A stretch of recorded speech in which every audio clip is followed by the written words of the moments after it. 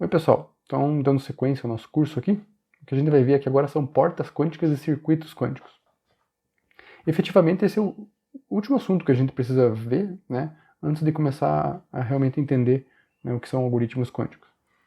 Tá? E para a gente poder falar de portas quânticas, que é o primeiro passo aqui, né, eu vou apresentar aqui para vocês os 3 axiomas da mecânica quântica.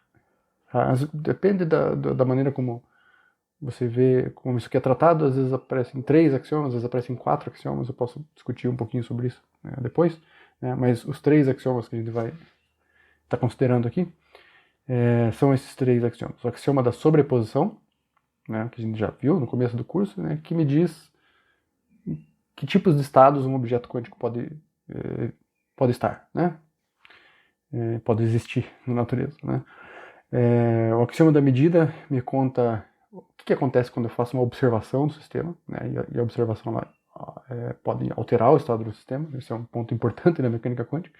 Tá? Então esses 2 primeiros axiomas aqui têm a ver com, de certa maneira, com coisas estáticas, né? Então, qual estado que o sistema pode estar, né? E o segundo tem a ver com observação, né? Você pode até imaginar que a observação tem a ver com fazer algum tipo de operação, mas de certa maneira, né, tem algo de estático nisso aqui. E esses 2 axiomas são esquisitos, né? Então o axioma da sobreposição me diz, né, que um objeto quântico pode estar numa sobreposição de todos os possíveis estados que o objeto pode ser observado, né? O axioma da medida me diz que eu enxergo um desses estados, né, com uma certa probabilidade e o objeto colapsa naquele estado. Né? E agora o axioma da evolução unitária vai me dar algo um pouco mais dinâmico. Ele me diz como é que eu posso transformar esse objeto, como é que esse objeto, a evolução desse objeto no tempo, né? Como é que ele é transformado de um estado para outro, né? E uma porta quântica, o que é? Né, vai ser uma maneira de pegar um estado quântico, né, e transformar ele num outro estado quântico. Tá? Então isso é uma porta quântica. Né? No caso clássico, a gente tem uma certa configuração de bits na memória do computador, a gente aplica uma certa operação naqueles bits e obtém uma outra configuração de bits, né, a partir de portas lógicas. Né? Então o princípio é o mesmo. Tá? A questão aqui é que a gente vai ter qubits, né, em estados quânticos, aí a gente quer transformar em novos estados quânticos. Aqueles mesmos qubits vão ser transformados num novo estado. Tá? E o axioma da evolução unitária conta pra gente, né, dado um estado quântico, que tipo de operações são válidas, né, para se obter um novo estado quântico. Tá? Isso aí é dado por transformações unitárias. Tá? Então a gente viu na parte de álgebra linear um pouquinho disso, né? Que dado um vetor unitário de dimensão k, por exemplo, né? O que era uma transformação unitária? Era uma matriz que definia uma função, né, que transformava esse vetor num outro vetor. Né? Então você pode imaginar que você tem um estado quântico, você aplica algum tipo de operação nele, ele vai mudar de estado. Né? Então, e quais são essas operações que são válidas? Né? Ou seja, quais são as portas válidas, portas quânticas válidas? Matrizes unitárias. Tá? Então, legal. Então, a gente contextualizou aqui. Só então, rapidamente aqui, né? Eu falei que às vezes aparece 4 axiomas, tá? O quarto axioma, às vezes ele aparece aqui logo depois da sobreposição, é o axioma que a gente já viu, na verdade, que diz que se você tem um estado quântico que pode estar, que é composto de várias partes, né? O estado composto é o produto tensorial das partes. Tá? Então, eu não coloquei isso como axioma, poderia ter colocado, tá? Mas você pode imaginar que ele está embutido aqui no axioma da sobreposição, né? Porque ele diz os estados estáticos aí de um dado objeto quântico. Né? Legal. Então, o ponto central aqui é transformações unitárias, que vão ser as nossas portas quânticas. E a primeira que a gente vai ver aqui, a gente já viu, na verdade, né, quando a gente fez uma breve revisão de álgebra linear, que é uma porta chamada de bit flip. Tá? Então eu não quis traduzir aqui para, sei lá, inversão de bit, alguma coisa assim, estou usando o termo em inglês mesmo, né, que é a porta não, a porta not. Tá?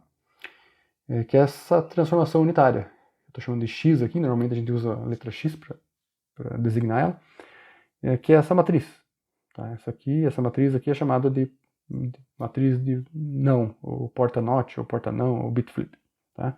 E normalmente, né, quando a gente desenha circuitos quânticos, a gente vai, ou mesmo quando a gente só quer desenhar uma porta quântica de maneira mais esquemática, a gente desenha desse jeito aqui, tá? Então, o que está acontecendo aqui? Eu tenho um certo estado quântico, né? Eu tenho um qubit, né? A gente já, meio que nessa altura do campeonato, a gente está pensando de maneira puramente abstrata já, né? Mas se quiser pensar ainda em termos físicos, né, você tem um objeto físico que pode estar em dois possíveis estados, como um átomo, né, de hidrogênio, né? E ele está em um certo estado quântico, que é descrito por um certo vetor de duas coordenadas, de números complexos, né? E aí você aplica um tipo de transformação e se muda o estado do objeto, né? E aí, normalmente a gente desenha dessa maneira aqui, como se fosse uma porta, parecido com a ideia de portas lógicas, né? Então, e aí você obtém um novo estado, né? Por exemplo, aqui eu tinha estado alfa 0, alfa 0 ket 0 e alfa 1 ket 1, né? Aí eu apliquei a transformação unitária e obtive esse novo estado aqui, que é o alfa 1 ket 0 ou alfa 0 ket 1. Tá? E por que o novo estado é alfa 1 ket 0 e alfa 0 ket 1? Tá? Porque se eu, né, multiplicar essa matriz aqui pelo vetor alfa 0, né, e alfa 1 aqui, né, que seria esse vetor aqui, exatamente esse mesmo vetor aqui, né? O vetor resultante que eu obter era alfa 1, né, alfa 0. Eu inverti as amplitudes aqui, né? Então pode ver que eu tinha alfa 0 aqui na frente do ket 0, e aqui eu tenho alfa 0 na frente do ket 1. Né? Aqui eu tenho alfa 1 na frente do ket 1 e alfa 1 na frente do ket 0. Tá tudo invertido aqui, né? Então, isso aqui é uma matriz unitária. Tá? A gente depois a gente vai ver com um pouquinho mais de cuidado as matrizes unitárias, tá? Mas por enquanto, né, acredito que isso aqui é uma matriz unitária. E uma outra coisa importante de se observar aqui é que a transposta conjugada de x, né, x adaga aqui, né, é difícil desenhar essa adaguinha aqui, ela é a própria x. Tá? Isso não necessariamente é verdade para qualquer matriz unitária, tá? Mas nesse caso aqui é verdade. Né? Ou seja, o que acontece se eu multiplicar, fazer x ao quadrado? Aplico a porta norte e depois aplico de novo. Né? Não acontece nada. Né? Então x ao quadrado é igual a identidade. Né?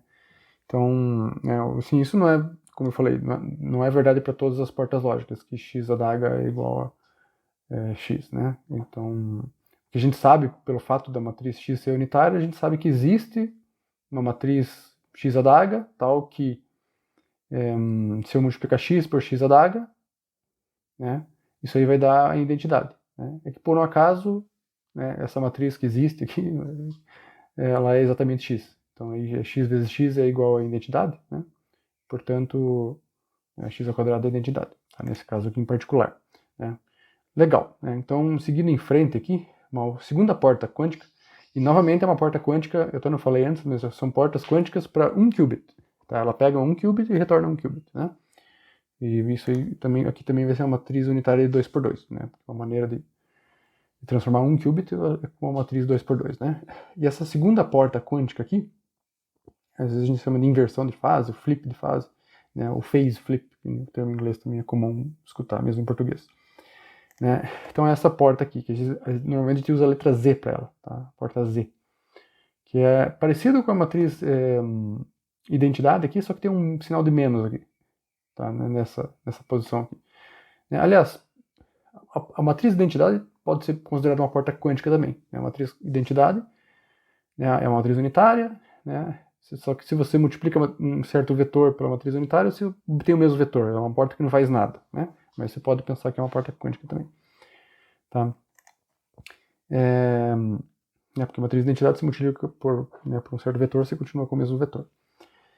E tá, mas voltando aqui à porta Z, o que essa porta Z faz com esse estado alfa 0 ket 0 mais, digamos aqui, beta ket 1? Né? Bem, ele vai fazer o seguinte, tá? Vamos desenhar aqui, né? Então, eu tenho meu estado alfa 0 ket 0 mais alfa 1 ket 1, né? Ele entra na porta Z, tá? E aí sai um novo estado, tá? E qual que é esse novo estado? É quase igual, tá? Até porque eu falei que se fosse identidade, se não tivesse sinal menos aqui, ia ser exatamente o mesmo estado, que ia sair da porta Z. Mas aqui não é o mesmo estado. Vai sair esse estado aqui, o alfa 0 ket 0 menos, mudou o sinal aqui, alfa 1 ket 1, tá? Então, basicamente, o que essa porta aqui está fazendo, ela está colocando um sinal de menos na amplitude do 1, do ket 1 aqui, né?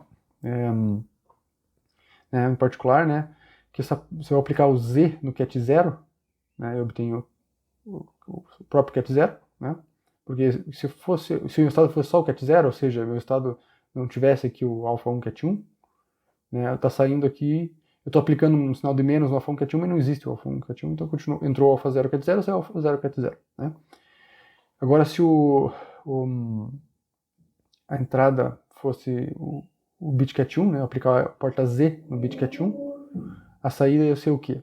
Né, se a entrada era alfa 0 ket 0, mas o alfa 0 valia 0, né, mais alfa 1 ket 1, e o alfa 1, portanto, valeria 1, né, o que estaria acontecendo aqui que isso aqui também na saída não ia ter o alfa 0 ket 0, de maneira semelhante que a gente viu no caso anterior, mas no caso do alfa 1 ket 1 ia ter menos alfa 1 ket 1. Né? Então, Z aplicado ao bit ket 1 me dá menos 1.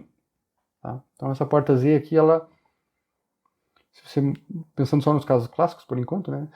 Se entra o bit 0, sai o 0. Se entra o bit 1, sai o sinal menos 1. Quer dizer, sai menos ket 1. Né? Também sai o mesmo bit, ket 1, tá? Só que sai com esse sinal. Tá? E vocês podem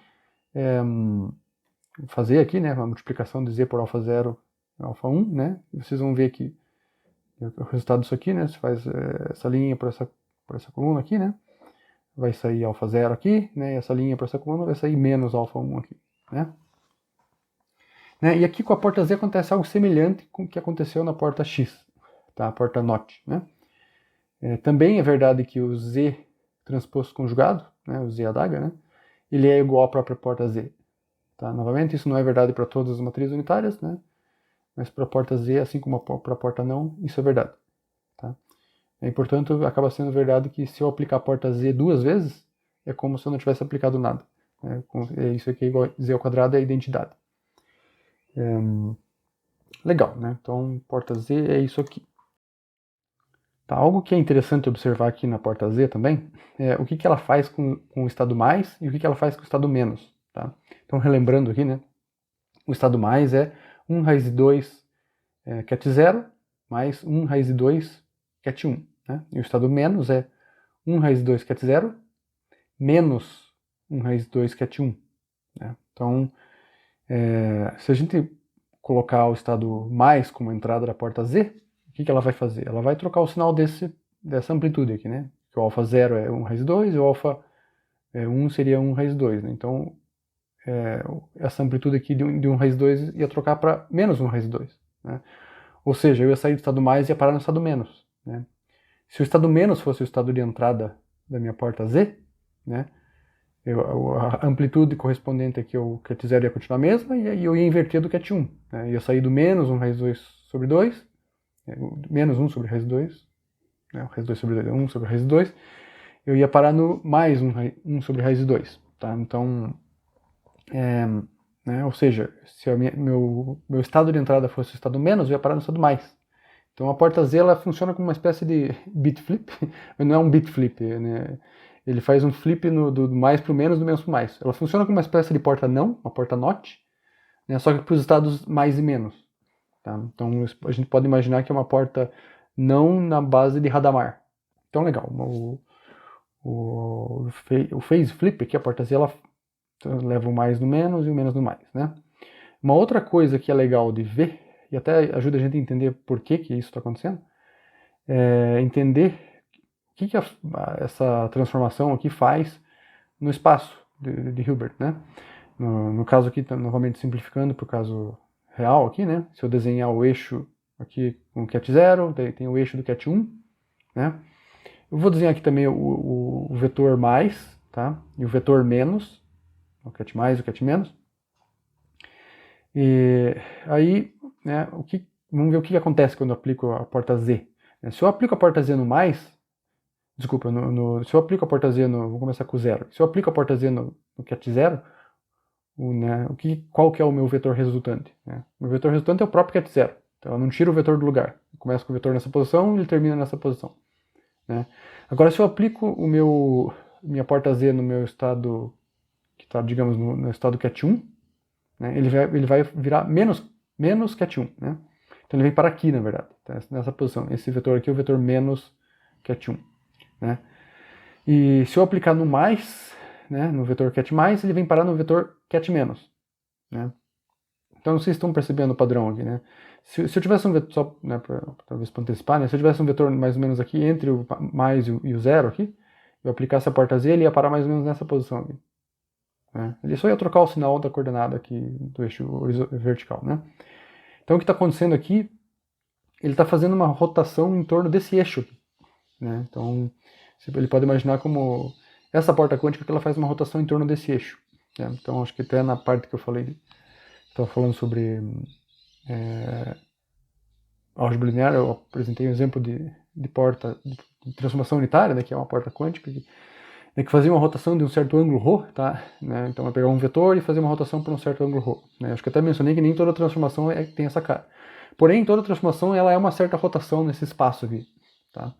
Então, nesse caso aqui, ela está rotacionando em torno desse eixo aqui, tá? Né? Por exemplo, a porta bit flip, que a gente viu, né, no slide anterior, tá? Vou até desenhar separado aqui, né? Eu tinha o eixo, tem o eixo do cat 0, o eixo do cat 1, né? E o que o bit flip fazia era transformar o 0 no 1, né? E o 1 no 0, né? Em geral, ele invertia as amplitudes lá, né? Do alfa 0 e o alfa 1, né? O que a porta bit flip faz é fazer uma rotação nesse eixo aqui, um eixo meio a 45 graus aqui, né? Então ela pega um estado que está aqui nessa posição aqui e ele vem para aqui, né? Ou digamos que um estado que está nessa posição ele vem para aqui, né? Então ele faz uma rotação em torno desse eixo aqui. É legal, façam como exemplo aí, vejam o que acontece quando você aplica a porta bit flip no estado mais ou no estado menos, tá? Vejam o que acontece e vocês vão entender em termos dessa rotação nesse eixo aqui, tá? Tá, mais uma porta aqui que é a porta de Hadamard, tá? É uma porta também que atua em 1 qubit. É bom enfatizar isso, né? Até agora a gente só viu portas, né, que são matriz 2x2, né? Ou seja, elas estão atuando em vetores de dimensão 2, portanto, estou falando de portas que atuam em 1 qubit. Né? Daqui a pouco a gente vai ver portas que atuam em 2 qubits ou até mais. Né? E a porta é essa aqui, é a porta que normalmente a gente usa a letra H para ela, né? A porta de Hadamard, que é essa matriz, que tem essa matriz correspondente, né? 1 sobre raiz de 2, 1 sobre raiz de 2, 1 sobre raiz de 2 e menos 1 sobre raiz de 2. Tá? O que a porta faz, né? Para você saber, basta você multiplicar aqui por um vetor alfa, beta aqui, né? Ou seja, dado um qubit qualquer, genérico, né? Alfa cat 0 mais beta cat 1, e vocês veem o que ela faz, né? Deixo vocês multiplicarem isso na casa de vocês aí, tá? O que a gente vai fazer aqui agora é ver o que a porta faz no caso do cat 0, ou seja, ver quanto que vale o H vezes o cat 0, tá? E o que acontece quando eu aplico o H no cat 1, né? H vezes cat 1. Daqui a pouco vocês vão entender por que eu sempre só estou olhando o caso do cat 0 e cat 1, tá? Porque, de certa maneira, né? O que acontece aqui é que se a gente sabe o que a porta faz no cat 0 e sabe o que ela faz no cat 1, a gente sabe o que ela faz em qualquer circunstância, tá? A gente já vai ver por que isso, tá? E mais do que isso também é interessante os casos particulares do cat 0 e cat 1 aqui, né? Pela seguinte razão, né? Veja o que acontece quando eu aplico o Hadamard no cat 0, né? Se eu multiplicar essa matriz aqui por um alfa, o cat 0 é o alfa igual a 1, né? E o beta igual a 0, né? Então é só seria, se eu multiplicar essa raiz aqui por, né, essa matriz aqui por um vetor cat 0, eu vou obter 1 raiz de 2 e 1 raiz de 2, né? Ou seja, eu obtenho o cat mais, né? Agora, se eu fizer a multiplicação pelo cat 1, eu vou obter a porta menos, tá? Então, e é legal observar, né, que o que a porta está fazendo aqui, né, se eu desenhar o gráfico aqui de novo, cat 0, cat 1, o cat mais aqui e o cat menos, né? O que a porta está fazendo, ela está fazendo uma rotação em torno desse ângulo aqui, mais ou menos. Né, tá? É o ângulo π sobre 8. Tá? O π sobre 2 é o 90 graus, o π sobre 4 é o 45, o π sobre 8 é metade disso, né? Então ele faz uma rotação em torno desse ângulo aqui. Por isso que vejam só, o A mais está sendo levado no zero, né? Agora esse ângulo aqui que está mais longe, né? Esse vetor aqui que está mais longe, o cat 1, né? está mais longe desse eixo aqui, ele vai parar mais longe, ele vai parar no cat menos lá, né? Então, e ele faz isso de maneira geral, né? Se eu tivesse um vetor bem pertinho do ângulo aqui, né? Ele ia parar bem pertinho aqui para baixo daí, tá? Legal. Então essa é a porta de Hadamard. E o que mais que tem interessante para saber sobre ela? Tá? Tem o seguinte, isso que é bem, bem interessante. Tá? Então, vamos olhar aqui o cat 0 e o cat 1, né? E lembrar, né, que a porta NOT, né, o bit flip, a porta X, né, leva o cat 0 no cat 1, né, e o cat 1 no cat 0, né? E uma coisa que a gente já viu é que a porta Z leva o cat mais no cat menos e o cat menos no cat mais, né? Então vamos dizer o cat mais aqui, o cat menos aqui e a porta Z. A porta Z ela funciona mais ou menos como se fosse uma porta NOT, só que, né, do mais e o menos aqui, né? E a porta de Hadamard que a gente acabou de ver aqui, ela faz o quê? Ela leva o mais no, desculpa, o 0 no mais, tá? E o 1 no menos, né? E vocês podem fazer de novo aqui e observar que a porta Hadamard ela leva o mais no 0 também, tá? Então se eu aplicar o Hadamard no 0 eu vou no mais, mas se eu aplicar de novo eu volto no... Se eu aplicar o Hadamard no 0 eu vou no mais, se eu aplicar o Hadamard de novo eu volto no 0, né? Se eu aplicar o Hadamard no 1 eu vou no menos, e se eu aplicar o Hadamard de novo eu volto no 1, tá? A razão disso é algo que é o seguinte, né? Que o Hadamard ela é igual a Hadamard adaga, né? E, portanto, a Hadamard ao quadrado, né? Se eu aplico 2 Hadamard é a mesma coisa que identidade, né? Então eu volto no estado original. Isso é algo que aconteceu nas outras duas portas também, que a gente já viu. Tá, então, o ponto aqui que está acontecendo é o seguinte, né? Se eu tenho estado 0, né, assim, uma maneira de se chegar no estado 1 é simplesmente aplicar a porta NOT, né, o bit flip, o X, né, eu saio do 0 e vou para o 1 e do 1 para o 0. Né? Porém, se eu aplicar a porta de Hadamard, né, no meu qubit 0 aqui, eu vou para o estado mais, tá, que é um dos dois estados da base mais menos, né, da base de Hadamard, né? E aí eu posso aplicar a porta Z, que seria o bit flip, não é bit flip, porque não é o bit, mas é o sinal flip, né? Ele faz o flip do sinal mais para menos, né? Nessa base de Hadamard, certo? Aí eu aplico a porta de Hadamard de novo para voltar na base computacional, né? E eu volto para 1. Tá? Então, aplicar a porta X é a mesma coisa que aplicar a porta de Hadamard, né? E aí aplicar a porta Z e depois aplicar Hadamard de novo, para voltar. Às vezes a gente fala que a gente está trabalhando aqui na base computacional, né, e aqui embaixo a gente está na base de Hadamard. Tá? Então, e de maneira inversa também é verdade. Né? Se eu tenho mais, né, e eu quero aplicar uma porta Z, né, para ir para o menos, eu posso fazer isso, né? Ou eu posso aplicar uma Hadamard, né, daí eu vou para o 0, daí eu aplico um X, daí eu aplico o Hadamard de novo. Né? Essas coisas são equivalentes. Tá? Então é bem interessante observar isso, né? Vocês fazerem todas essas multiplicações, aí verem que tudo isso que eu falei aqui é verdade. Tá? Próximo slide aqui,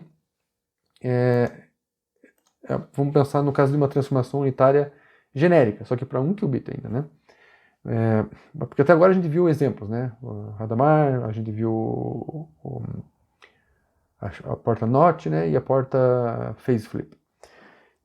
Vamos pensar em geral agora, uma matriz unitária U, digamos A, B, C e D aqui. Né? Vocês podem olhar, né, o que ela faz com um qubit genérico, alfa 0, cat 1, né, multiplicando aqui, né, não vou fazer isso também. Mas o que é importante observar aqui, né, é o seguinte, né, como eu já falei, vamos ver o que acontece no caso com o cat 0, vamos ver o que acontece no caso do cat 1. Tá? Então vamos dizer que eu tenho um certo estado psi aqui, né? E aí quando eu aplico a porta U, eu obtenho um certo estado U, né, vezes psi. Tá? E se o psi for o cat 0, né, eu vou obter qual estado? Se eu aplicar a porta U, né, multiplicar essa matriz aqui pelo vetor cat 0. Tá? Eu vou obter esse vetor aqui, o vetor AB. Tá? Vocês podem colocar a matriz, o cat 0 aqui e verem que é isso que acontece. Tá? Então eu saio do ket 0 e vou para o AB, né? Ou seja, o A vezes ket 0 mais B vezes ket 1. Né? E se eu aplicar a porta U aqui no vetor ket 1, né? Eu vou parar no vetor CD. Tá? CD. Ou seja, C ket 0 mais D ket 1. Então o que está acontecendo aqui? Tá? O que está acontecendo aqui é que o ket 0 vai parar, né? O ket 0 é um vetor, né? Ele vai parar nesse pedaço aqui da matriz. Ele vai parar nesse vetor aqui, o AB. Né? E o ket 1 vai parar nesse vetor aqui, tá? O CD. Tá? Então as colunas aqui da matriz unitária me dizem onde vai parar o ket 0 e o ket 1. Tá? Então isso é bem legal. E se você batem o olho na matriz, você já sabe exatamente onde vai o ket 0 e o ket 1. Basta olhar né, as colunas da matriz. Se você voltem nos slides anteriores e vejam que é isso que acontece. Né? No caso do Hadamard, né, isso aqui era 1 sobre a raiz 2, né, o A era 1 raiz 2, o B era 1 raiz 2, aqui era 1 raiz 2 e o D era menos 1 raiz 2. Né? Então o ket 0 ia para essa coluna aqui, que significava 1 raiz 2, 1 raiz 2, que era o ket mais. Né? E o aplicar no ket 1, né, eu levava nessa coluna aqui, que seria 1 raiz 2 menos 1 raiz 2. Né? Então vocês podem ver isso com calma depois, mas é isso que está acontecendo lá. Tá? Então, legal, né? Uma outra coisa que é importante observar é o seguinte, né? Por que as coisas funcionam aqui, tá? Então, a condição da matriz ser unitária, né, era qual, né? Eu tinha que ter o seguinte que valer, né? Eu tinha que a matriz U vezes U adaga, né? Ela tem que ser igual à identidade, né? E também U adaga vezes U tem que ser igual à identidade, né? Mas vamos olhar esse caso aqui primeiro, né? Então, a matriz U, ou melhor ainda, vamos ver primeiro aqui o U adaga vezes U, né? U adaga vezes U é essa matriz aqui, né? Que é A estrela, né? B estrela, C estrela e D estrela, né? Então A, B, C, D são valores complexos, né? Então esses aqui são os conjugados, né? E a matriz está transposta aqui, né? Então eu estou multiplicando por U, né? Ou seja, A, C, B e D aqui, né? E o fato dela ser unitária significa o quê? Que se eu multiplicar essas duas matrizes, eu obtenho 1, 0, né? 0 e 1. Agora isso significa o quê? Né? Significa que se eu multiplicar, né, como é que eu obtenho esse 1 aqui? Né? Eu estou multiplicando essa linha por essa coluna. Né? Ou seja, eu tenho A estrela, né, vezes A, né, mais B estrela vezes B. Tá? Então, se vocês lembrarem lá da revisão que eu fiz de números complexos, né, isso aqui é a mesma coisa que módulo de A mais módulo de B é igual a 1. Né? E a mesma coisa acontece, né, para o caso desse 1 aqui. Né? Esse 1 aqui quer dizer o quê? Né? Quer dizer que A estrela desculpa, C estrela vezes C, né, mais D estrela vezes D, né, é igual a 1. Né? Ou seja, que o módulo de C mais módulo de D, né, ao quadrado, desculpa, módulo de C ao quadrado mais módulo de D ao quadrado, é igual a 1. Tá? Então, o que está acontecendo aqui, né, é o seguinte, né, eu tenho meu vetor ket 0, ele está indo parar em algum outro vetor, que era qual vetor? O AB. Né? E esse vetor onde o meu ket 0 vai parar, né, o meu vetor ket 0 é transformado no vetor AB. Ele para num vetor unitário. Tá? Então essas condições aqui estão garantindo que de onde o meu vetor ket 0 vai parar é um vetor unitário. E a mesma coisa com essa condição aqui, que me garante que onde o ket 1 vai parar é um vetor unitário também. Tá?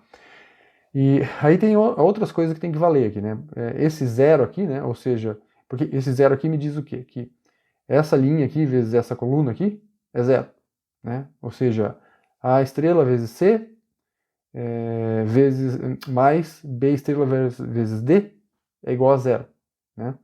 Ou seja, isso significa que isso aqui é o quê? Isso aqui é o produto interno. É o produto interno desse vetor AB com o vetor CD. Né? Ou seja, o que essa matriz está me garantindo é que, né, que os vetores A, B e CD, que são os vetores onde 0 e 1 vão parar, também são, ortogonais, ou seja, eu saio de uma base e vou parar em outra base. do meu espaço aqui, né? Então, né, a condição da matriz ser unitária garante, né, que realmente eu estou saindo aqui pegando um vetor unitário, levando outro vetor unitário, né? E, além disso, uma coisa bem importante de se observar é o seguinte, tá? Quando eu aplico a minha matriz U, né, no zero, né, ela vai parar, né, num certo estado, vamos chamar aqui de φ0, né, ket φ0, né, que é igual ao nosso A ket 0 mais B ket 1, né?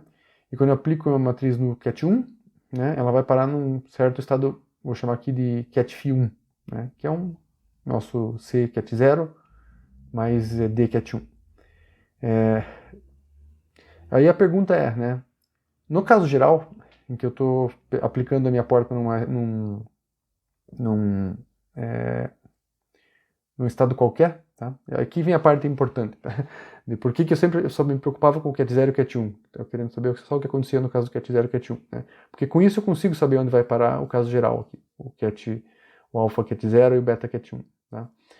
Digamos aqui, eu vou multiplicar U vezes meu estado genérico aqui. Alfa ket 0 mais beta ket 1. Tá? Onde isso aqui vai parar? Bem, por linearidade, né? A gente sabe que ao aplicar o U no ket 0, né, eu vou parar no φ0, né? E se eu aplicar o U no ket 1, eu vou parar no φ1, né? Então, né, se eu aplicar aqui o U, isso aqui é por linearidade, tá? Se eu aplicar o U no alfa ket 0, né, eu vou parar no alfa φ0. Né? E se eu aplicar o U no alfa beta 1, eu vou parar no alfa beta 1. Né? E aqui eu estou aplicando a matriz U numa soma, né? Então eu vou parar na soma do resultado onde essa aplicação ocorre.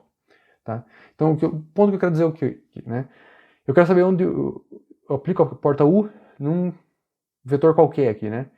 Para mim saber onde eu vou parar, que é esse alfa φ0 mais beta φ1, basta eu saber, né? Basta eu saber quem que é φ0 e φ1. Né? E como que eu sei quem que é φ0 e quem é φ1? Basta eu ver onde a matriz U leva ao zero, né? E onde ela leva ao 1, que é φ0 e φ1. Né?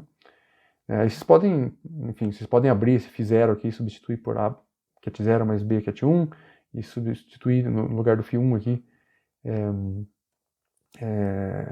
C ket 0 mais D ket 1, né? E ver qual que é a aplicação da matriz U aqui no caso geral.